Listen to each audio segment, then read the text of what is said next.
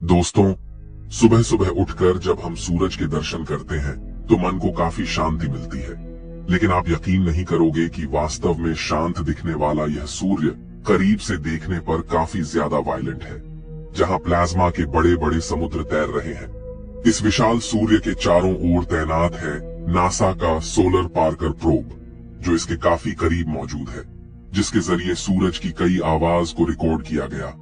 सूरज की इन आवाजों ने वैज्ञानिकों के होश उड़ा दिए। दोस्तों, इससे पहले कि हम आपको ये आवाजें सुनाई, हम आपको यह बताना चाहते हैं कि साउंड कभी भी बिना किसी मीडियम के नहीं पैदा होता है। पृथ्वी पर हम कोई भी आवाज सुनते हैं, वह हमारे वातावरण के अंदर पैदा हुई प्रेशर वेव्स होती है। अगर पृथ्वी पर कोई भी वातावरण नहीं होता तो हमें कभी भी आवाज सुनाई नहीं देती। जैसे कि चांद पर कोई एटमॉस्फेयर नहीं है, इस वजह से वहां कोई आवाज नहीं होती। इसी तरह स्पेस में भी कोई मीडियम नहीं है, इसलिए वहां कोई भी आवाज नहीं आती। जो आवाजें हम आपको सुनाने जा रहे हैं, वैज्ञानिकों ने उन्हें सूरज से आने वाली कई इंफॉर्मेशन को सोनिफिकेशन के थ्रू आवाज की फॉर्म में कन्वर्ट किया। और जब इन्हें सुना तो वे काफी हैरान हो गए। इनमें सूरज की कुछ आवाजें इतनी डरावनी है कि आप ईयरफोन लगाकर बिल्कुल भी न सुने, क्योंकि उसके बाद आपके साथ क्या होगा हम इसकी कोई गारंटी नहीं ले सकते। साथ ही अंत में हम आपको सूरज की खुद की आवाज भी सुनाएंगे, जो आपके लिए मेडिटेशन की तरह काम करेगी। फ्रेंड्स, ये है नासा का पार्कर सोलर प्रोब, जो कि सूरज के काफी करीब तैनात है। ये सूरज के बाहर कोरोना में स्थित है।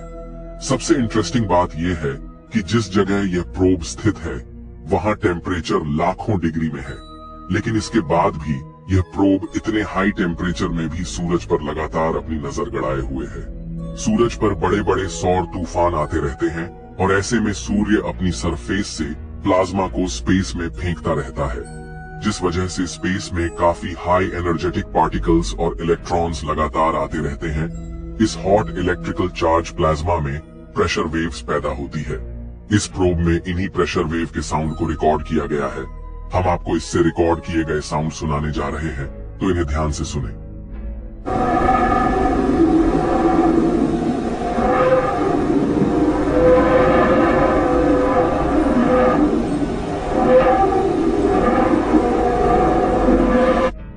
दोस्तों, अब इस आवाज को सुन के ऐसा लगता है जैसे कि कोई चिल्ला रहा हो। अगर इसे अकेले में ईयरफोन से सुनेंगे तो आप काफी डर जाओगे, पर हम आपको बता दें कि भले ही यह आवाज काफी डरावनी हो, लेकिन यहाँ डरने जैसा कुछ नहीं है। असल में इन आवाजों को व्हिस्टलर मोड वेव्स कहा जाता है, जो कि सूरज से आने वाले हाई एनर्जेटिक इलेक्ट्रॉन्स की वजह से पैदा होती है। सूरज से बाहर आने वाली मैग्नेटिक फील्ड लाइंस काफी दूर तक फैली होती है और इलेक्ट्रॉन्स इस मैग्नेटिक फील्ड लाइन को फॉलो करते हुए वापस सूर्य की तरफ। जब कोई प्लाज्मा वेव की फ्रीक्वेंसी इन इलेक्ट्रॉन्स की स्पिन से मैच करती है, तो ये एक दूसरे को एम्पलीफाई करते हैं, जिस वजह से इस प्रेशर वेव का साउंड चिल्लाने जैसा पैदा होता है।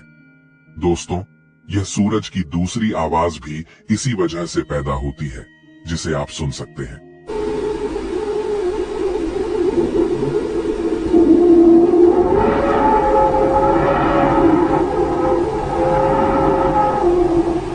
दोस्तों, यह आवाज जिसे आपने सुना, उसी प्लाज्मा मटेरियल में पैदा हुए वेव्स की है।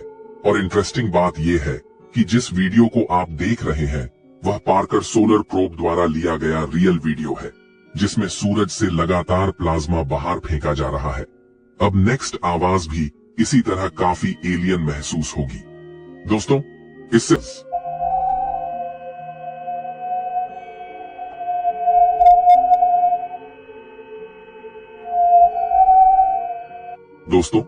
इस आवाज को सुनकर लगता है जैसे स्पेस में कोई फ्लूट बजा रहा है। साइंटिस्ट इस आवाज को लैंगमुयर वेव कहते हैं, जो कि पिछली रिकॉर्डिंग में सुनी गई व्हिस्टलर वेव की तरह ही होती है, लेकिन फर्क यह है कि यह काफी हाई फ्रीक्वेंसी में होती है। अब हम दो और नई साउंड को सुनेंगे, जिसमें काफी चहल पहल सुनाई देगी।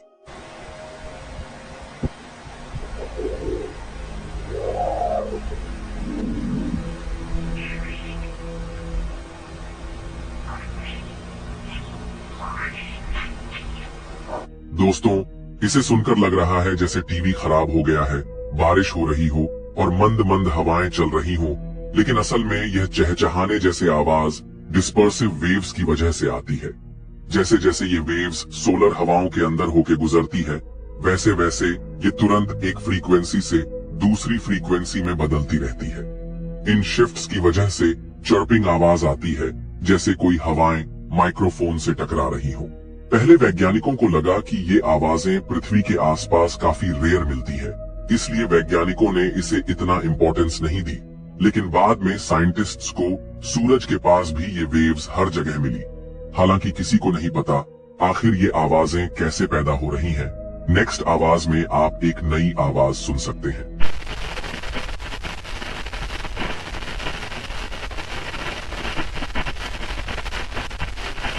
दोस्तों, यह आवाज सूरज से आने वाले डस्ट पार्टिकल्स की है।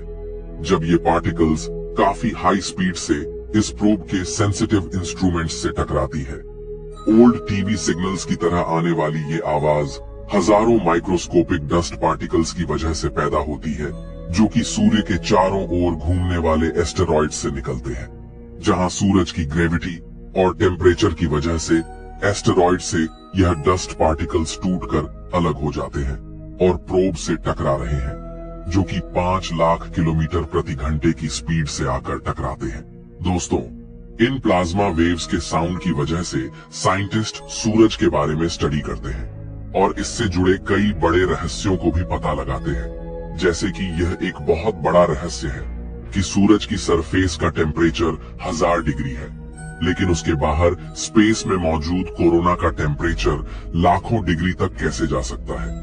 क्योंकि नेचर में हम देखते हैं कि हमेशा इंटरनल टेम्परेचर ज्यादा होता है और एक्सटर्नल टेम्परेचर हमेशा कम होता है। आखिर ऐसा क्या है जिस वजह से बाहर का टेम्परेचर इतना ज्यादा पहुंच जाता है?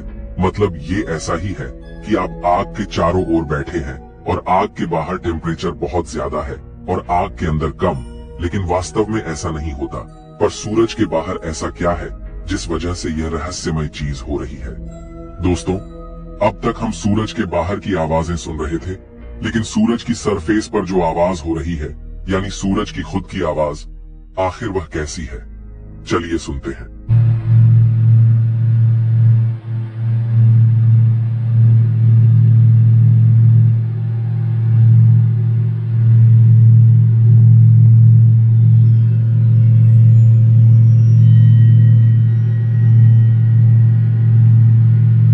तो दोस्तों, ये आवाज ऐसी है जैसे कोई भंवरा भिनभिना रहा हो। यहाँ पर आप सूरज का खुद का वाइब्रेशन सुन रहे हैं।